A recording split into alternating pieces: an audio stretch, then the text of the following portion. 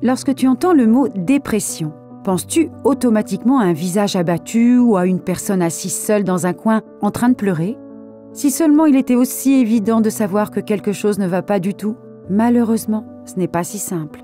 En effet, comme s'il s'agissait d'une punition supplémentaire, ce faux stéréotype sur la dépression amène parfois les gens à mépriser ceux qui en souffrent ou à les accuser de faire semblant parce qu'on les voit souvent sourire ou mener une vie apparemment normale. Avec cette vidéo, nous voulons sensibiliser le public à certains des signes qui révèlent la dépression sous-jacente dont souffre cette personne apparemment heureuse ou cet étudiant exemplaire. Le masque avec lequel ils cachent leur souffrance intérieure peut être très bien fait, mais ce n'est qu'un masque et ils peuvent avoir besoin de ta compréhension et de ton aide. Commençons. Numéro 1. Son environnement est en feu et pourtant elle sourit. Pense au chien dans le mème, il a l'air d'aller bien. Et maintenant, souviens-toi des paroles de la chanson de Rosanna. Smile, smile, smile, smile. Tu vois l'idée? Ce sourire forcé est très différent du sourire sincère qui va jusqu'aux oreilles. C'est le genre de sourire qui semble déplacé, qui ne correspond pas au reste de la personne, en conflit avec ses yeux qui semblent contenir une profonde douleur. Cette personne utilise le sourire pour cacher ses véritables sentiments ou pour les écarter. Ces cas sont parfois appelés dépression souriante. Il s'agit de personnes qui ont une vie apparemment normale, voire saine, mais qui ressentent en elles-mêmes les symptômes pénibles de la dépression.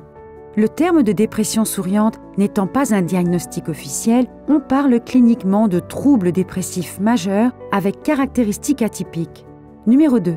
Elle donne constamment de vagues excuses comme « je suis occupée » lorsqu'elle est invitée à sortir. La dépression est encore stigmatisée. Et en fait, de nombreuses personnes sont encore mal à l'aise face au fait qu'un de leurs proches souffre de cette maladie. Il en résulte que les personnes déprimées ressentent le besoin de cacher leur épisode dépressif pour éviter de se sentir humiliées ou faibles, ou parce qu'elles ne veulent plus être un fardeau pour leurs proches ou les impliquer dans leur souffrance et leur lutte intérieure. Elles préfèrent alors offrir aux autres une excuse rapide et vague, ce qui les amène à se retirer et à se replier encore plus sur elles-mêmes. Numéro 3. Tout est considéré comme une blague et elle se considère comme une autre blague. Il existe une sorte de légende urbaine selon laquelle de nombreux comiques souffrent en fait de dépression. Cela peut avoir un certain sens à la lumière de ce que nous expliquons. Parce que les gens utilisent l'humour dans leur vie pour diverses raisons, mais il y a différentes façons de le faire. S'il s'agit du genre de plaisanterie où tu ris avec les autres, mettant tout le monde à l'aise, ou exprimant simplement quelqu'un qui prend la vie en général avec un certain humour, cela n'indique pas nécessairement une dépression déguisée. C'est plutôt lorsque les blagues ne sont pas drôles pour un groupe ou la personne concernée que ce type d'humour peut être un indicateur de dépression. Par exemple, une première modalité pourrait être l'humour agressif. Lorsqu'une personne utilise l'humour pour rabaisser, manipuler, ridiculiser et offenser les autres, elle peut se comporter comme une brute qui soulage sa propre anxiété au détriment des autres. Une autre modalité est celle qui masque la dépression par un humour autodestructeur. Par exemple, une personne qui a constamment tendance à se rabaisser ou à se ridiculiser pour faire rire les autres. Dans ce cas, elle se place dans la position dite du cul-de-singe, ce qui encourage désespérément les autres à se moquer d'elle.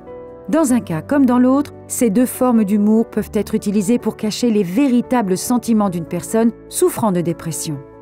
Numéro 4. Elle est très productive pendant la journée, mais s'effondre complètement lorsqu'elle rentre chez elle. La dépression et la santé mentale sont des choses assez complexes et personnelles. La plupart des gens ont rarement envie de révéler leur lutte ou conflit intérieur aux autres, en particulier à leurs collègues ou connaissances. La personne dépressive se sent déjà assez mal dans sa peau. Elle veut donc au moins maintenir une image de professionnalisme qui soit perçue de manière positive par ses collègues et d'autres tiers. C'est pourquoi elle vide souvent complètement ses réserves d'énergie à cette fin, ne laissant rien pour toute autre partie ou domaine de sa vie. Numéro 5. Elle a de l'empathie et le désir d'aider les autres, car elle est passée par là. Il peut s'agir d'une personne qui se sent mal ou qui est malheureuse et qui cherche un compagnon capable de partager sa douleur, ou encore d'une sorte de conscience claire de ce qu'elle ressent dans ces circonstances. Elle sait ce que c'est et ne veut pas que les autres se sentent ainsi. En fait, l'une ou l'autre possibilité se résume à l'impulsion de se connecter aux autres à travers cette expérience partagée.